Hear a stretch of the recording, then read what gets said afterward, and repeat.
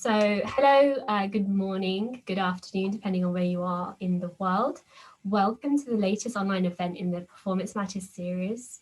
I'm Jazz Chana, a senior technical consultant at GameBench, and I'll be moderating today's panel with co-founder Shri. Now, we want this to be as interactive as possible, so please drop any questions into the QA and we'll answer as many of them as we go along. And watch out for the latest copy of our research. We've developed a light paper which we'll be sending to everyone that's joining today. This light paper elaborates on the gamer-centric metrics necessary to deliver smooth gaming experiences across different platforms and connections. So let's get straight into it. Today, we'll be talking about the technical elements around cloud gaming and digging into the broader aspects of the supply chain and infrastructure, and understand how this is enabled in the market today. So whether gamers are playing on their console, their PC, their mobile, they all expect the same experience across these platforms.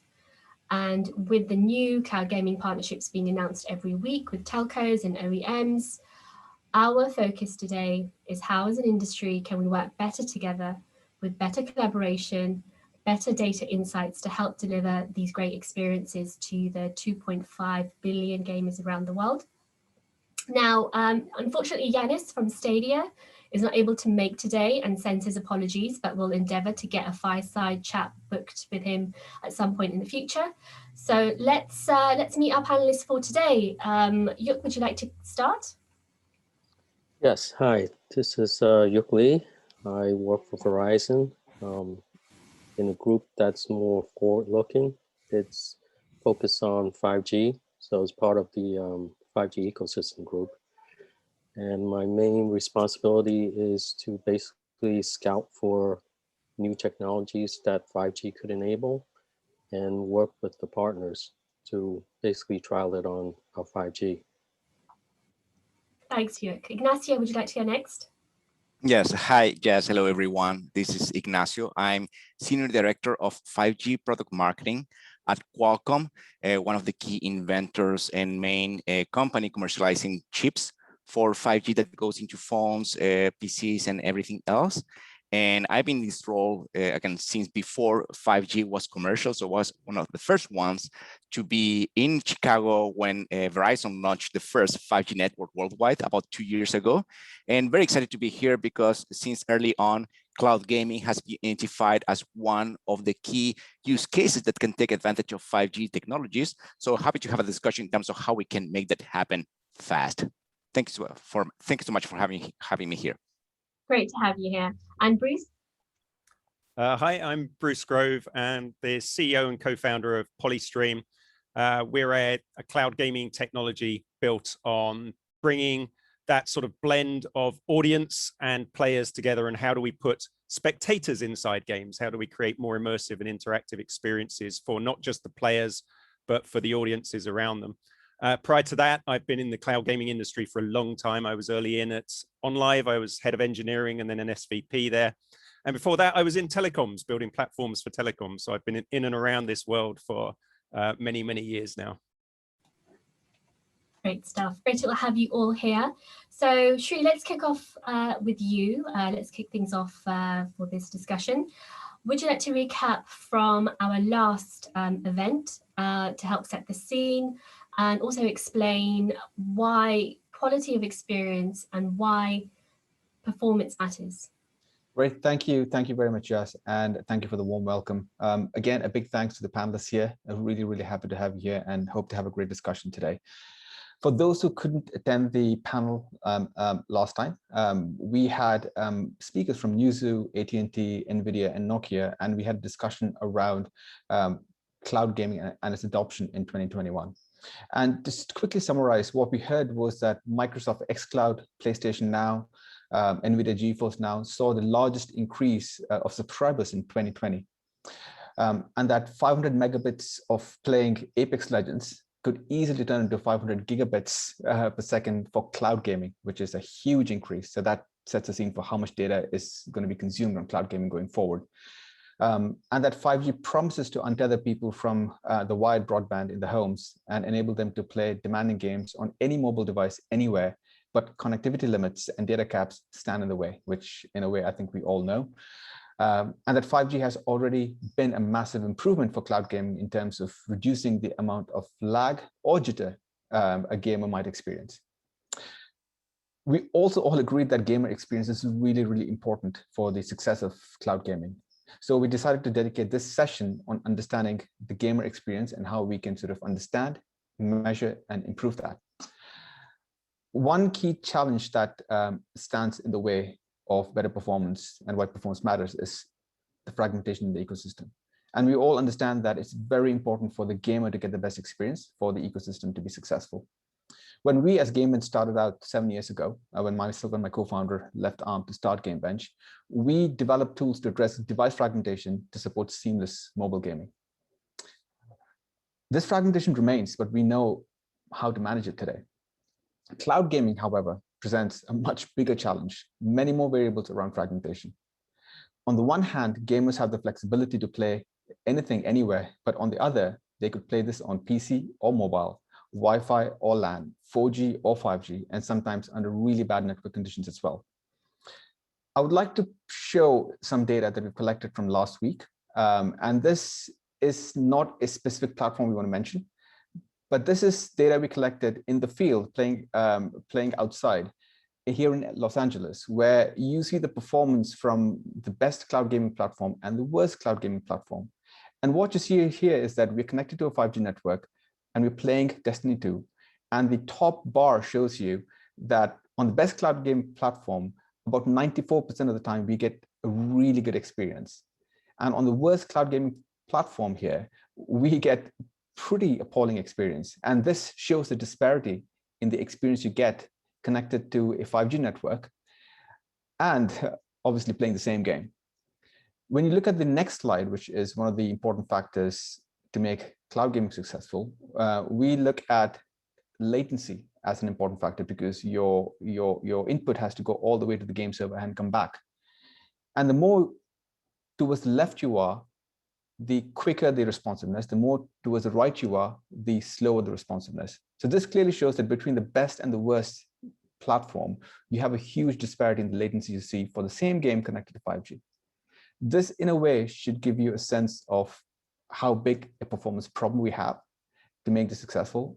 And this is the problem we need to address as an ecosystem going forward. On that note, I'm going to hand this back to Jess, and let's kick off this discussion, starting with Verizon, on how we're going to address these challenges. Off to you, Jess.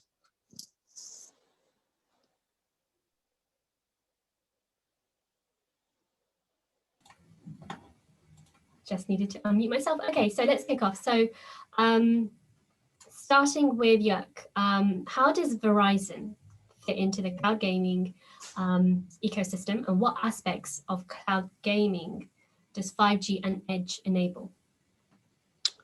So Verizon is a carrier, and we provide the connectivity between your device and the cloud gaming platform. Now, obviously, if you're playing on a console, you don't need to go out to the internet. Everything is controlled. Your latencies are very low. There's very little jitter, and everything is fine. Now, when you try to reproduce that experience with a cloud gaming platform, obviously, network comes into play. And with the network, there's congestions, there's latencies.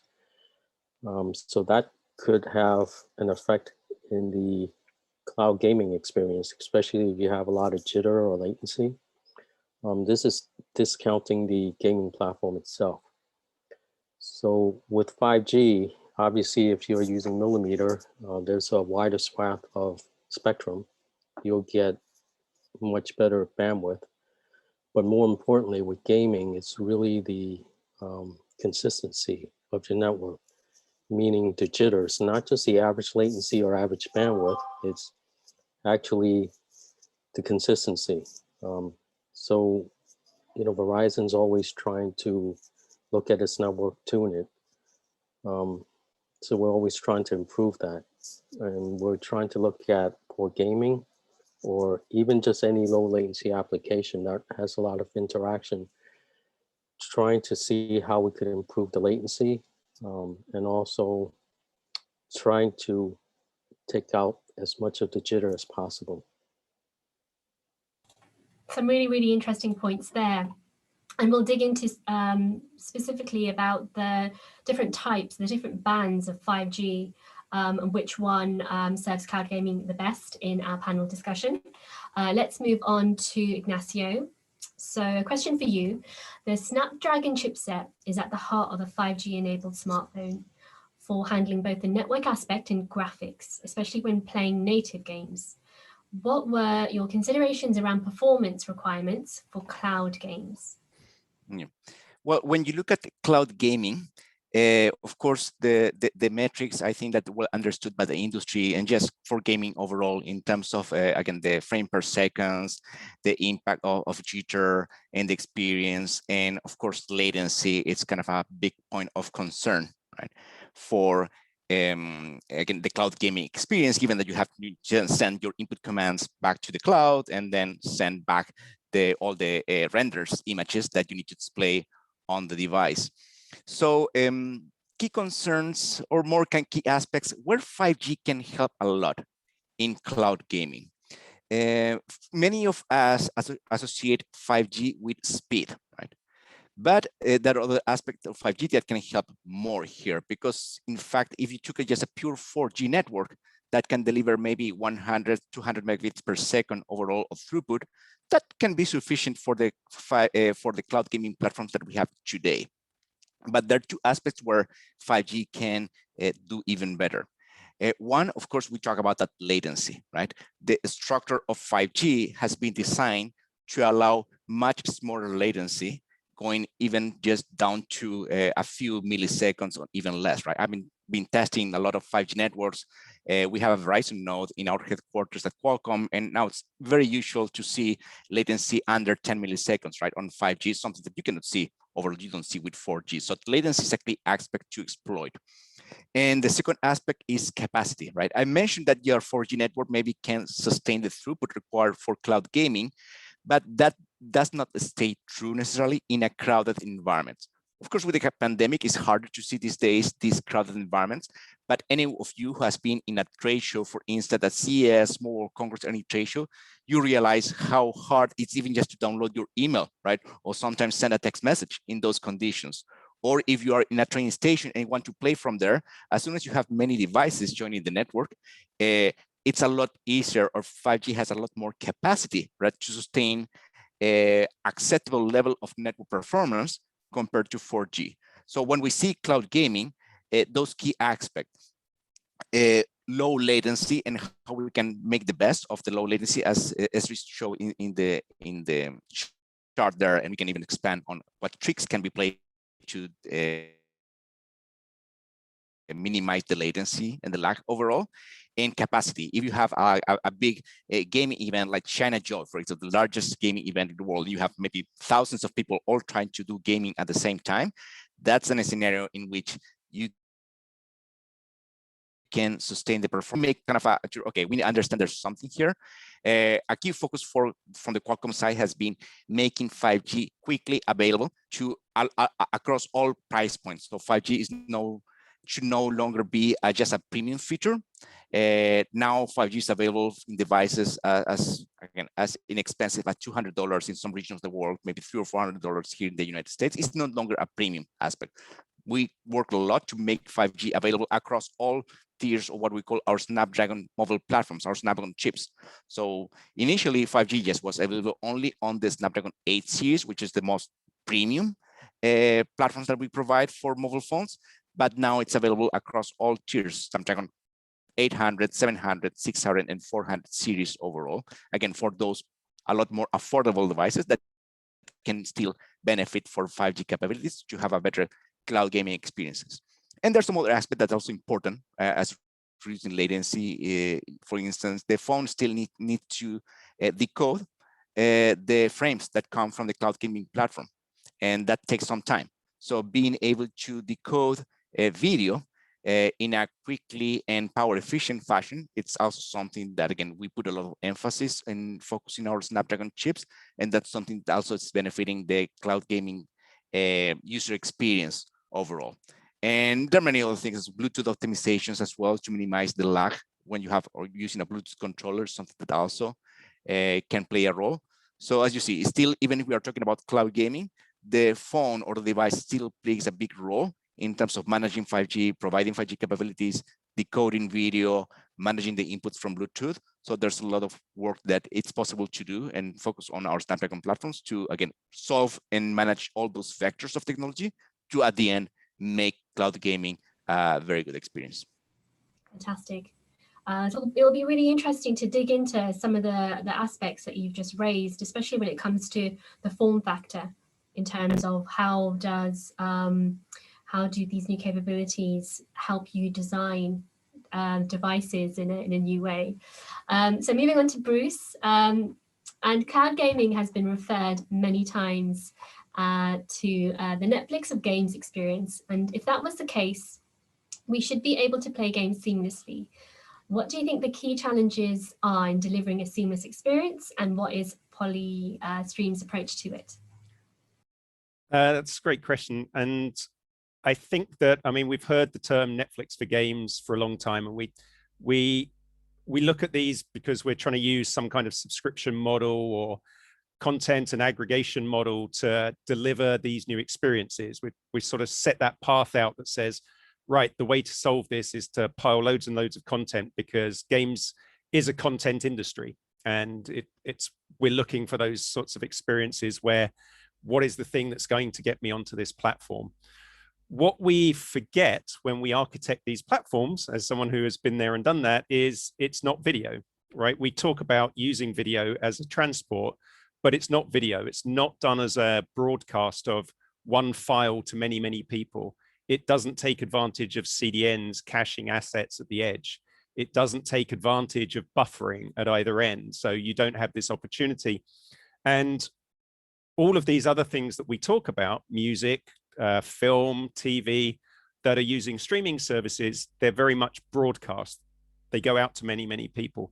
Games don't do that. Games are being played on a server in the core of the network, and then that is being compressed today into video, and it's usually using some form of something like AV1 or H.264, and then we're pushing it all the way down the network to wherever the user is and wherever that player is. So that is a one-to-one relationship. We're basically putting consoles into racks to create that experience for people. And when you start to multiply that up in your head and you think about it, you say, right, I want to create, you just showed a slide from Destiny 2, right? It's a big multiplayer game. And you say, right, I want 500,000 people playing at the same time. Well, now I've got to have 500,000 of those consoles or PCs in racks next to each other, available to people within a reasonable distance to overcome the latency and to overcome the jitter. So I can't just put them all in one big homogeneous data center. I actually need to spread them out globally and meet demand wherever they are, right? And this becomes this sort of ever growing problem of how many of these servers do I need to meet that peak demand when everyone logs on at 6 in the evening to start up their Destiny 2 session, and away we go. And that becomes really the challenge. And I think that's a big business model challenge for cloud gaming. You have this one-to-one relationship with the hardware. And I was talking to someone yesterday, and they mentioned in the very early days of Akamai, even then it was very expensive to stream a file down. And it took a long time for those kinds of optimizations. Well, now cloud gaming's in that place. It is really expensive to serve those streams. And $5 a month or $10 a month doesn't work if you're trying to get everyone playing at the same time, because of that peak demand problem. So I think one of the things that cloud gaming is going to have to overcome is, what is its purpose? It's not just what is the business model? Is it Netflix for games, or is it so we can create new experiences? And so you asked what Polystream's sort of thinking on that is. And we're not trying to just put a game in the cloud and then play games. We're actually trying to create new user experiences, but we're also thinking differently about the architecture. We don't compress video and send it down. We actually do what's called client-side rendering, command streaming. So we take advantage of the cloud. We take advantage of your machine to actually draw the graphics. And then that also means that we can think about things like the edge. We can think about CDNs. We can think about more distributed ways of computing and running the assets. And it's really that infrastructure piece that's going to be key to this. We have to think about a more fine-grained approach to orchestrating everything so that we can afford to serve these games from the cloud at scale if we're going to compete with the consoles and the PCs and everything else in that space. And I think it's thinking differently about it. And that's why I get excited by 5G, because it is about jitter, it is about low latency, but it's also about concurrency and edge compute and opening up far more interesting ways of architecting all these pieces. It's a great answer. Thanks for going into as much depth into helping us shape our understanding. Going back to Yuck about 5G. So there are 3 different types of bands in terms of what 5G capabilities are. Which one serves cloud gaming the best? So it really depends on the type of cloud gaming. So obviously there are 3 types. There's basically your low band, your mid band, and your high band in terms of frequency.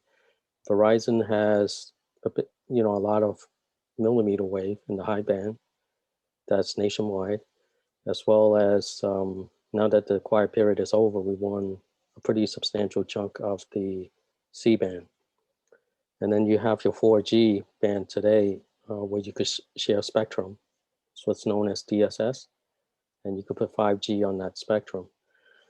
So if you're doing a lot of interactive gaming, obviously you would want very low latency. And in that case, you're probably looking at some of the newer spectrums where the latency is basically just 5G standalone, and you could control the latency better.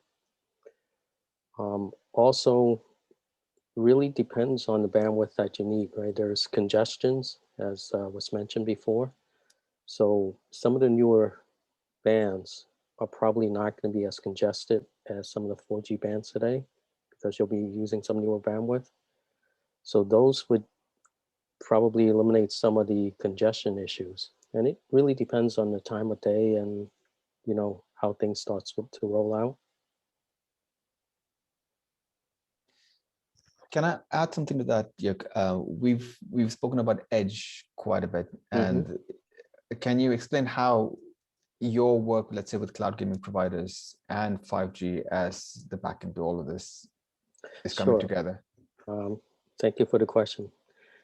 So edge compute is basically having a compute closer to the user. And obviously it resides on the carrier's network. And in our case, it's on Verizon's network. Think of it as a CDN with a lot more compute, and it's basically closer to the user. And with the new 5G core, there's something called slicing. And for people who are not familiar with it, just think of it as an end-to-end QoS that we could kind of provision and guarantee. So if you put a server that's closer to the user, obviously that latency goes down. So if you have a lot of interactive type of gaming, that will be very helpful. And also, if you go to a cloud gaming platform today, it doesn't reside on Verizon's network. So if you originated from Verizon's network, you are going to have to cross over to the internet.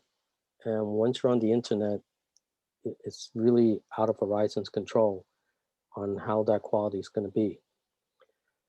For a server that's going to be within Verizon's network, we have more controls in terms of the quality of the connection to the server. So that is actually beneficial to basically this type of application, because we would have more control, and depending on how the business model runs, could guarantee better quality in the connection. And does that, I mean, this is really to anyone on this this panel, does that mean we have to rethink the game itself, how it's delivered. And going back to some of Bruce's points, that now there's the edge, there's compute that happens on the edge, there is the game server, and we're used to something that's running on one piece of hardware, streaming it down, or your local device. And now we're talking about the edge. How do we think about this problem differently? Does the game itself get split between these areas, or do we start adopting command streaming instead of video streaming in some way? Anyone can take this question. I'm happy to leap on this one a little bit. I think that, and Yuk raises a good point as well when he mentions the being able to maintain the quality of the network within Verizon's sphere, but the minute you leave that, you're going somewhere else and you don't know where you're going. And so then you start to get into the who the provider is. Is that provider peered with Verizon, for example? Do they already have a relationship that allows them at least to overcome some of that quality? You're not just going out into the wild internet, but you don't know that. Or depending how far you're traversing or however many hops you've got to make, all of those different things start to add up to that. But I do think that this sort of comes back, and it's almost related to one of the questions on the panel, is what is the market for this? And I think part of the market for that also, when we talk about these, and when you talk about that question of what do we need to think about when we're developing, this is very much in how we think about it, is that actually we need to be developing new experiences. It's not enough just to try and take an experience I can already get and put that now into the cloud. Start to use the cloud for its strengths, use the edge for its strengths, use your compute for its strengths, and develop with a mindset that says, what does cloud native look like? What does it do if I use each of these pieces to their best ability and create new types of experiences? I'm no longer competing with a PC or a console. I'm doing something that you couldn't otherwise do. And that will be the thing that really sort of breaks the back of this. It will be the thing that says, well, actually, I'm going to play that now because I can't play it anywhere else. But it does mean thinking a little bit more about these network experiences. Where do I use CDNs? Where do I use edge compute? And does it make sense? And it may be that we're not trying to recreate the highest Twitch esports match, but we're building something, a virtual experience, a virtual world, whatever, that you couldn't otherwise have. And that's really, I think, being able to think about it in those terms, we start to unlock, why do I want to do this? What can I use? There's compute there, let me use it. I can now do something differently that I couldn't do today on a local machine. That's a great answer, Bruce, because one of the questions I was going to ask, which you preempted, was back in the day we saw, PC games being ported to mobile, and then we saw mobile first, and it was almost, it was a new way of thinking about mobile gaming and not just playing a PC game on mobile. And now we are in this cloud gaming ecosystem where I think what you've highlighted is that we should be looking at new opportunities here rather than just being able to play PC games in the cloud. And that seems to be the first step, to be able, familiarity. I'm able to play my favorite PC games anywhere I want. I can take it to a dentist office and just sit down and play that game. But what you're saying is that it opens up new opportunities in terms of new experiences, multiverses, where you can seamlessly go between different experiences because the cloud opportunity, which is, competition next to you, will be able to provide you wherever you go. So I think that's a point I'm going to write down. I think it's a very valid point. Back to you, Jess, to circle back to Ignacio, I guess, as we had a question for him. Sure. So there's some questions coming in on the Q&A. So thanks everyone for sharing those. Just building on your point, Bruce, Piers is asking, what type of native cloud gaming experiences are you envisioning? And importantly, how far away are we from these? Thanks, Piers. How long is that piece of string? I think that with all of these things, quite often we're creating this incredible compute and we're creating these incredible platforms. We're creating these incredible networks. We're creating these incredible chips, right? And historically, we've built, if we sort of go back, we built big PCs. We put them under our desks and we play games on them, right? And then we started to sort of shovel those into the cloud and try and push it the other way around. But when we look at all of the other pieces of compute that we've got as well, if I look at my phone and I think about what Qualcomm's done, when I look at what Verizon's done with things like Fios and bringing fiber to our home and the incredible leaps in our networks, and we think about 5G, we have all of these incredible pieces of compute now that need to come together. And now we'll start thinking, we will start to see that thing that we hadn't seen before, right? And it's sort of that look out to the future. What can I do now? How do I put myself in these open spaces? What can I do with the world?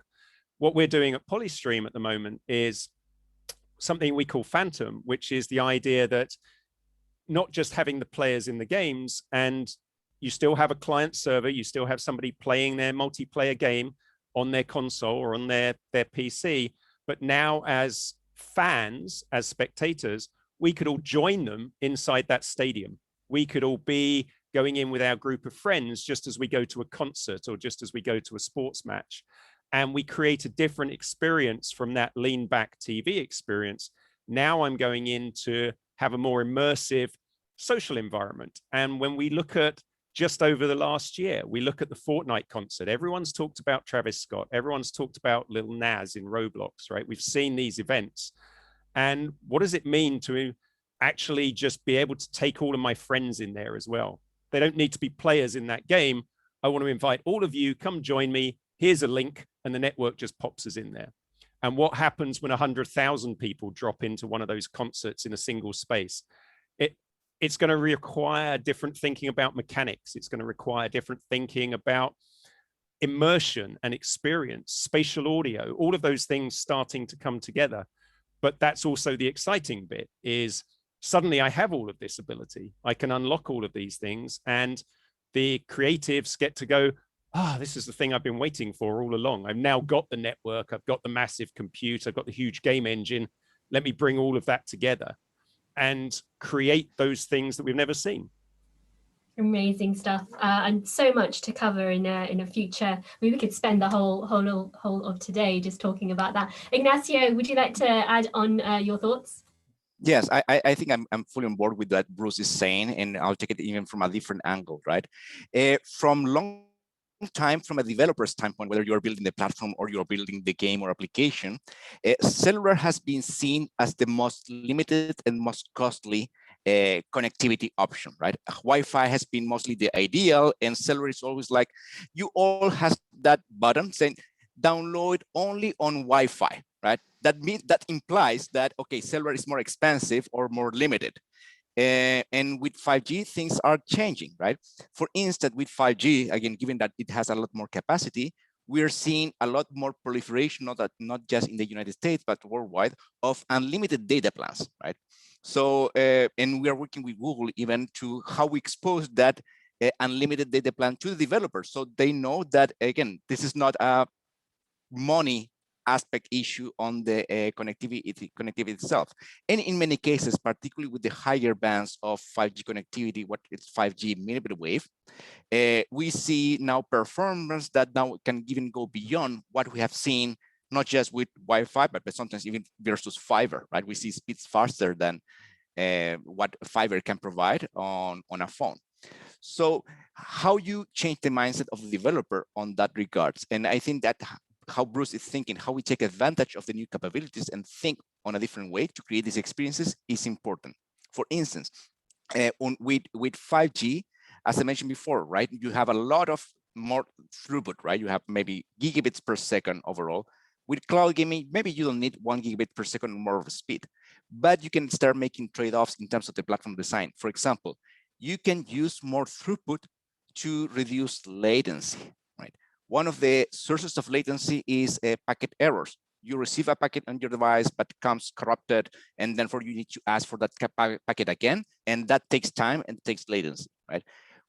On a platform design, right, for this new world of better connectivity, maybe you can put more forward error correction. Basically, it means that you send redundancy, more of the same packets, or packets with technology that the device can itself correct some errors. You're sending more data, but you have a bigger pipe. But at the end, you're reducing latency. So how you think about those capabilities, right? Okay, how I can design my platform on my game differently to take this advantage of this now that 5G is unlimited data plan. So I don't have to go into, okay, play better on Wi-Fi, or design the platform just to make sure that, again, if latency is the problem, how will I take advantage of the more bandwidth I have today to reduce that latency? That will be very important. And we are in the early days. I think this is like the first cars look like carriages, right? And that evolved to look the form factor that we have today. The first cloud gaming experiences look like, okay, let's take the game from the PC and let's put that on cloud gaming. But as we learn more, as we discuss more, and as we receive more feedback and from users in terms of the business models and in terms of the technical aspect of the experience, we will learn together how to take the most capabilities of the what cloud gaming can offer versus other platforms, and start developing new experiences that are not just porting the PC game or the console game to the cloud, but now designing for the cloud first. We have not seen that a lot yet, but we'll see more of that. And that's where we'll see a lot of how we can take advantage of the new innovations that come with 5G and newer technologies. That takes me into a question to Yuck, because I think we're giving almost a requirements specification to Yuck so he can build it out for Verizon's customers. And what Bruce is saying is pretty ambitious. I mean, I would love to be a spectator because I'm not a massive game player. And what you're saying, Ignacio, is also exciting because this technology is something that Qualcomm is building to enable 5G. At the end, it's being delivered by Verizon, because that's where I get my subscription. So one thing I want to find out from you is, latency comes as the resonating term here. What is Verizon trying to do at this stage to reduce that latency, and how low it should be compared to 4G? Because it feels like latency is a huge factor, but it also seems to be a limiting factor to have this immersive experience. And if I want to provide the world that Bruce is painting and getting us all excited here, which is going to be next year, 5 years from now, I think it'll be good to understand what improvements are going in today to enable this. So obviously 4G is pretty fixed today. 5G, just by the nature of the technology itself, you look at it, the latency is lower. And there are different specs within the 5G, different use cases, right? There's ultra low latency, but that's really more targeted for autonomous vehicles for safety, where if, say, there's a traffic light that could look around the corner that you cannot see and someone's crossing the road, you want to alert the car and hit the brake as soon as possible. Those are very low latency. But 5G itself does provide better latency than 4G. Also, depending on the spectrum you're using, obviously you have a lot more bandwidth and therefore less congestion. And that does translate into lower latency. And what is really more important is more consistency. If you have more resources on your channel, you could allocate it for the user, and it's more consistent than if you're playing games. Obviously, today's games just ported onto take a PC and move it out into the cloud, right? But if there's a lot of jitter, whether it's the bandwidth or the latency, it's actually a very terrible experience. Then if you know you have a little bit longer latency, but it's more consistent, that's probably a better user experience. So Verizon does have these spectrums, and we are looking into deploying the new cores. Obviously, there are stages to deploying the equipment. So with the new 5G cores, we could do more in terms of getting you a much better consistent experience, not just latency, but the bandwidth. And obviously, as Bruce said, we should think about with this new architecture, not just taking a compute and just move it into the cloud and say, here's a stream to a user. Think about how you could split this. Can you split the functions such that some of it goes into the edge, some of it go into the cloud? I do agree with Bruce on coming up with some newer features that people want versus just, take a PC and move it into the cloud. I mean, that is the first step, but we should be looking further, see how the architecture is, how we could optimize it and bring in newer features. So I would probably be keeping an eye on Bruce and see how he's doing with his newer features. I think we're all keeping an eye on that because I want to be one of the spectators for sure. having said that, the consistency of experience and the being able to play a game for a long time comes with its own consequences, not just the data caps we may face in the future. It's also that my phone starts burning up a little more. I'm sure people notice this, and one of the complaints of 5G, at least in general, is that it's a data hog, a battery hog. Ignacio, what's Qualcomm's answer to that? Is it something that's actively on your minds to be a bit more power efficient so that users don't put down the phone because it's too hot? Well, power efficiency is something that it's always top priority of the industry overall. And since that, again, the first phones that Gordon Gekko was using in Wall Street, like at the break, going back to the phones that we have today, it's every trick in the book that can be played, any adjustment that you can make to extract 1 more minute of battery life, it's always placed overall, right? And again, 5G is different, and there's a bit of myth and there's a bit of reality, right, in terms of that the power efficiency aspect of 5G. 5G basically uses more bandwidth, right? More speed, more capacity, right? And that, of course, something requires more processing, more power. But it depends how you see power, right? If you look at the power that it takes to transmit 1 bit, so the power, basically the how many bits you can transmit per joule, right, per unit of power or energy. In fact, 5G is more efficient, right? So because it has been designed and contains a lot of innovations to be able to again deliver more data in a more power efficient manner, right? And again, we cannot we cannot avoid the user expectation. I have my 5G phone here for a while. It's on 5G now, and it lasts all day, right? It has all day battery life. But there's still many tricks that can be played to be able to extract the most of every possible drop of juice that you have in your battery. Like a few examples. One thing that we're enabling in Snapdragon on our latest Snapdragon mobile platforms or processors, it's a gaming boost technology that basically helps tune your antennas. What that means, right? Most gamers don't play on portrait mode, right? They play on landscape mode, right? So what we are doing in using a bit of a deep learning AI tricks to detect, right? Basically, when you're using your phone on landscape mode, right? And when you have your fingers around to be able to, again, you're playing a game, and based on that, adjusting or tuning the antennas better so you can get better performance. It's like I'm moving your antennas in your TV, the old TVs, if you are on my age group here, but on a software-based basis, right? So, okay, I'll move the antennas and optimize the antennas for this gaming landscape experience.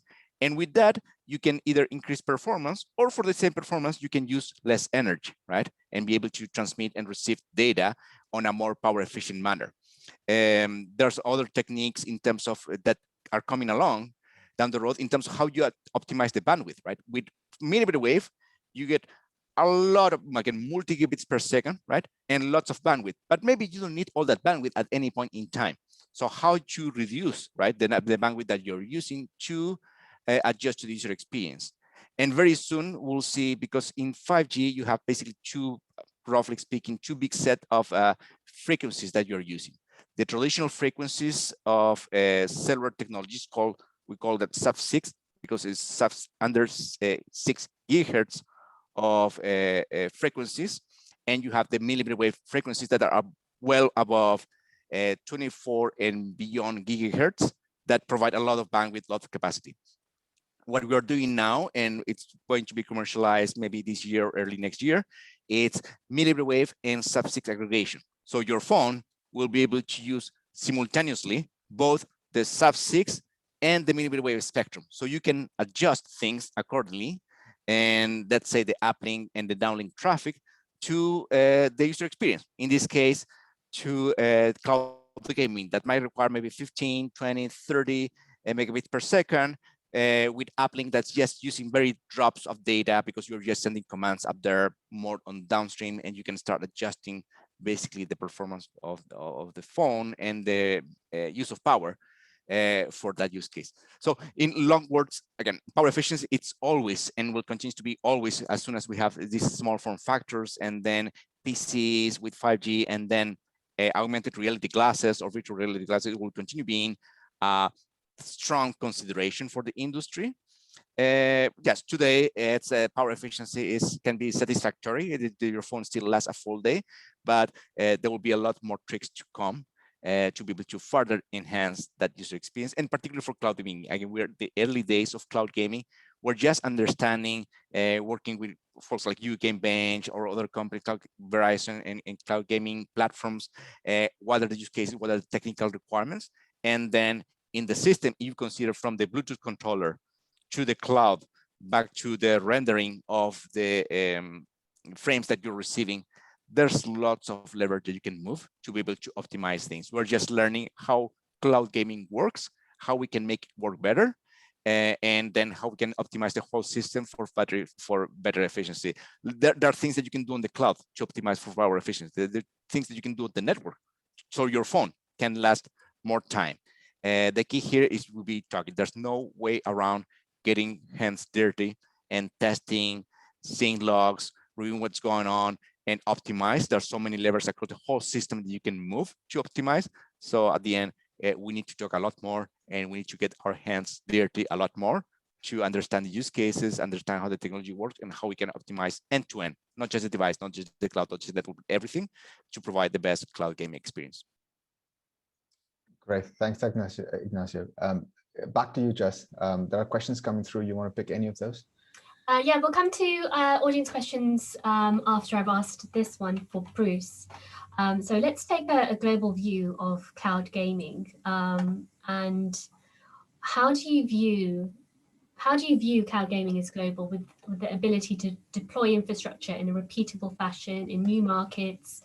You know, what are the opportunities of rolling this out as new market demands surface, and what could be the challenges around the infrastructure that's needed to support that? Yeah, that's a really good question, because it sort of leans on, at the moment, well, not at the moment, but it is a very infrastructure heavy technology. There's no getting away from that. And everyone on this call is in one way or another in the infrastructure business as well.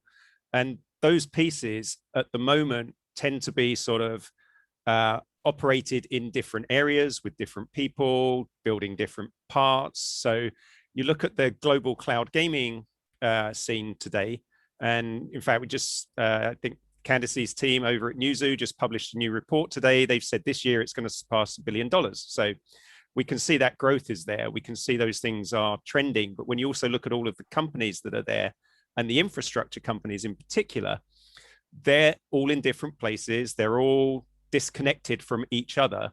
And we look at it as how I want to be in an ecosystem, and I want to play with my friends, and my friends need to be able to get into the same ecosystem as me. And that does become a challenge, right? If I'm in Stadia, I need my friends to be in Stadia. If I'm on Verizon, and Verizon is now taking a key part on that, they need to be in Verizon. Or we somehow have to be better at how we interact and connect. Now, the internet was built as an open way of connecting and interacting. And we need that sort of, again, that kind of architecture, infrastructure thinking when we talk about, and it's not just for games, it's when we talk about open worlds, metaverse, virtual experiences, any of these types of things, we want people to be able to get into it from wherever they are. And we also talk about multi-device. There was a question about games on mobile, and it's a good point, because you can't just put the same experience across every device. You have to think about how people are connecting to it. If they're connecting on a phone, that's not the same as a VR headset or as a PC. So we want those experiences to also be able to blend and work well with each other. So it's not, there's no sort of, as Ignacio just said, right, we're going to have to get our hands dirty with this, and we're going to have to get in deep. And that's as true for the content as it is for the infrastructure and the architecture. We try today to think about hybrid cloud and multi-cloud, because we want to be able to just drop onto anything. If you happen to be closer to a data center on the West Coast, that's important. We can drop you in there. If I come over to Europe, I may find that same provider, that same cloud carrier doesn't have a presence there. So I need to be able to drop you into a different cloud. Otherwise, I'm fighting latency over 6,000 miles. So I need to be able to think about my infrastructure again. And I need to be able to say, right, my experience needs to live close enough to the user to be able to overcome latency, to overcome connectivity, but be able to work out of all of these different environments. And we see that. I mean, you look at who is getting into this space now. All of the cloud providers are in there, but they're all creating different solutions. So that's a different ecosystem, right? Whether it's xCloud or Stadia or Luna or any of the number of other ones. We have Tencent building out, Alibaba's building out. I want to go and play with my friends. I want to connect with my friends. And that means these things need to talk to each other and they need to work with each other. And that's about cross-play. It is about interconnectivity. And it is about knowing that where somebody is, they can jump into that space and carry on playing. Ignacio, is there something that you want to add onto that? Just to reinforce again the need that we need to still test, we need to take at work. There's a lot of technical work to do and optimization to do on cloud gaming, and nobody has all the levers, right, to move to optimize things for the best experience. So that's how we discover, like even just talking a lot with Esri, right, and how we're thinking about cloud gaming, or we talk to Verizon or any operators at the end. We know we have access to some levers. We know how it takes and how to optimize video decoding, for instance. We know how to reduce latency and move the packet faster on the devices, but we don't know, have no idea what's happening in the cloud overall. And even, yes, I guess, as I mentioned before, optimizations that can be done on the cloud or on the network to improve at the end power efficiency, for instance, or optimizations we can do in the device itself to again reduce the latency and address some of the challenges on the cloud, like again overall bandwidth utilization. There's a lot to improve here, but yes, we'll have to again go on engineering road and just talk to each other, test a lot to be able to understand first how this works. We're still understanding, at least from our end, and then quickly start optimizing to provide a good experience. Yeah.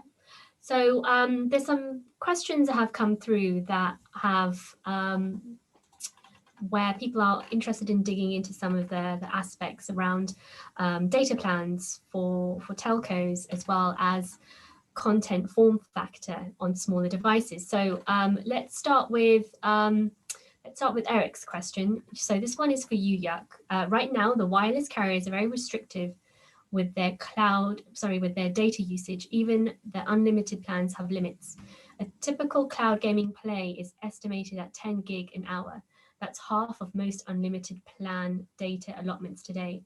At what point will the carriers have unrestricted enough plans to make this a reality? 2 years or closer to 10 years?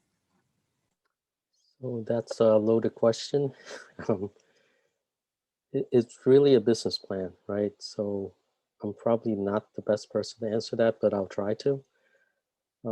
So right now, there are restrictions because 5G is still relatively new. We're still building out the network.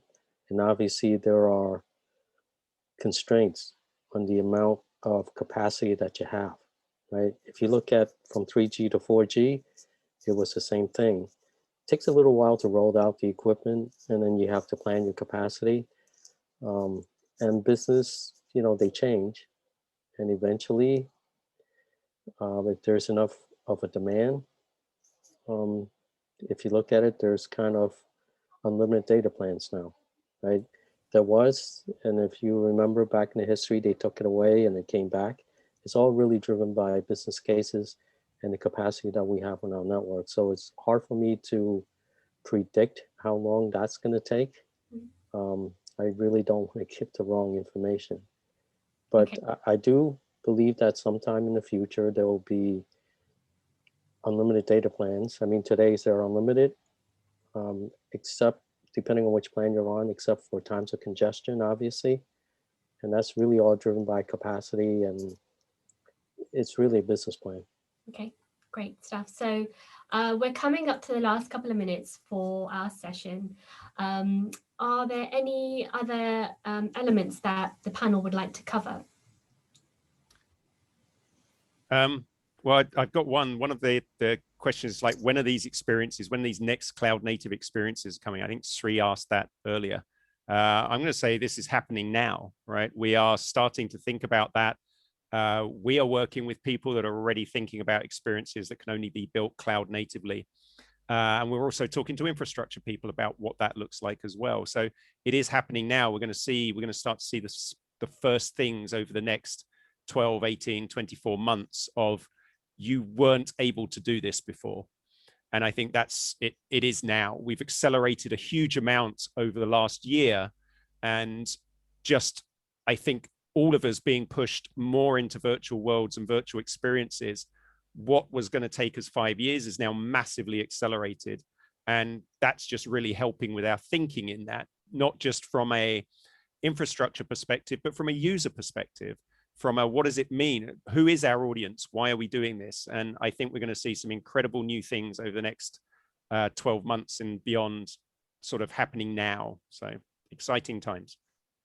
One thing I did want to add is, in first of all, working with all of you to some capacity, we also trying to, as Game Bench, trying to set some expectations here, because we in a way represent the gamer, and we spoke about low latencies, we spoke about power efficiencies, but in terms of engineering, we are trying to also establish what that actually means, like getting your hands dirty. What does getting your hands dirty actually mean? So maybe setting the benchmarks of it, saying, you know, if we are at, let's say, 80 milliseconds of latency, then we are sort of at the PC gaming level. So we can set some of the targets. So when we work together as an ecosystem, we at least are working towards certain targets.